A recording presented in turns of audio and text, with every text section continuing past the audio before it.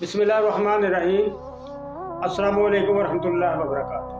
आसान इलाज के साथ मैं हमज़ा अहमद। चंद दिन कबल से कुछ कॉल्स आई कि वेरिकोसिल ब्लॉकेज के बारे में कोई अच्छी सी चीज़ अगर हो तो वो बयान की जाए। सबसे पहले मैं आपको बता दूं कि वेरिकोसिल होती क्या है।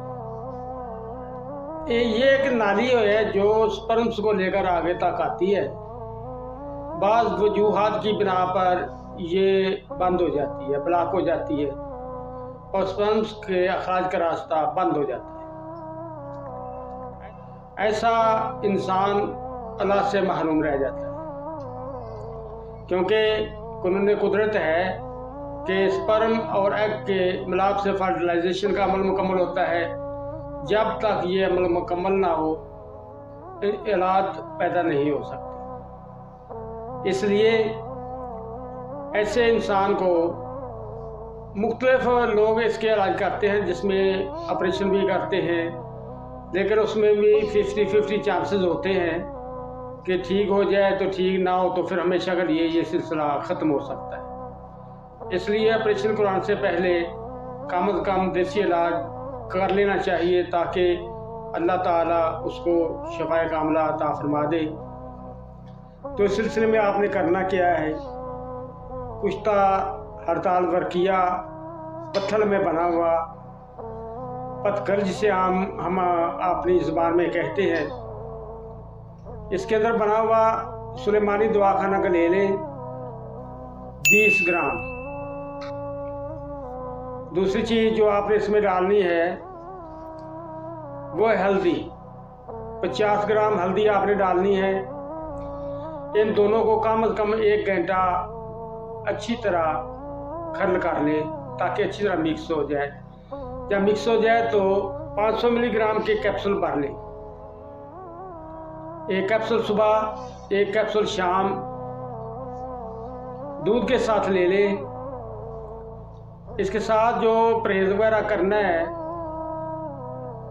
वो तमाम कोल्ड ड्रिंक्स इस्तेमाल नहीं करनी। इस तरह बनस्पति घी भी आपने इस्तेमाल नहीं करना किसी सूरत में भी।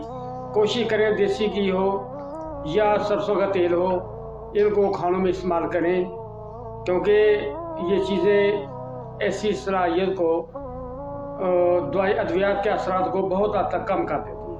दूसरी चीज़ जो आपने इसके साथ इस्तेमाल करनी है वो है गुल टेसू, केसू के फूल जिन्हें कहते हैं आप आमतौर पे, वो आपने ले लेने हस्बे ज़रूरत। उनको पानी में उबाल लें अच्छी तरह। जब उबल जाए तो किसी कपड़े से गीला करके उस कपड़े को सोख पानी के साथ टेस्टिस को टकोर करनी है, और इसी तरह इर्द गिर्द टांगों पे भी अच्छी तरह कम से कम आधा घंटा सुबह और आधा घंटा शाम को ये अमल आपने दोहराना है। इंशाअल्लाह मुसलसल ये इस्तेमाल करते रहें। उसके साथ अपना टेस्ट वगैरह भी करवाते रहें, क्योंकि टेस्ट जब तक मुकम्मल नहीं होगा पता चलेगा उसी वक्त जब आप टेस्ट करवाएंगे, सिमर बोर्ड लेंगे। अगर उसमें चंद फीसद भी स्पर्म्स आ गए तो इंशाअल्लाह समझें कि अल्लाह ताला ने आपको तंदुरुस्ती अता फरमा दी है। और ये सिलसिला इस तरह जारी रखें जब तक मुकम्मल आराम ना हो। लेकिन खाने वाली दुआ जो है वो 1 माह इस्तेमाल करें, उसके बाद चंद दिन या एक कम से कम 1 हफ्ता जो है ना उसमें नागा कर लें। फिर इसे इसी तरह रूटीन के मुताबिक 1 कैप्सूल सुबह, 1 कैप्सूल शाम दूध के साथ ले लिया करें। ये कुश्ता अगर सुलेमानी दवाखाना का ना मिले, किसी भी अच्छी कंपनी का आप इस्तेमाल कर सकते हैं। हल्दी जो है वो बाज़ारी हल्दी आपने नहीं लेनी। आज का सीज़न है हल्दी का। हल्दी आप बाज़ार से लें, उसे उबालना नहीं। उसी तरह उसके छोटे छोटे पीसेस कर लें और साए में इसे अच्छी तरह खुश कर लें, उसे अच्छी तरह ग्राइंड कर लें, पीस लें, कपड़ छान कर लें, ताकि मुकम्मल बारीक सफ़ूफ उसका तैयार हो जाए। और ये सफ़ूफ आपने 50 ग्राम और 20 ग्राम दोनों की रेशो होगी 2-5 की, इससे मिला लें। ज़्यादा भी बना सकते हैं, जितना मर्ज़ी आप बना लें।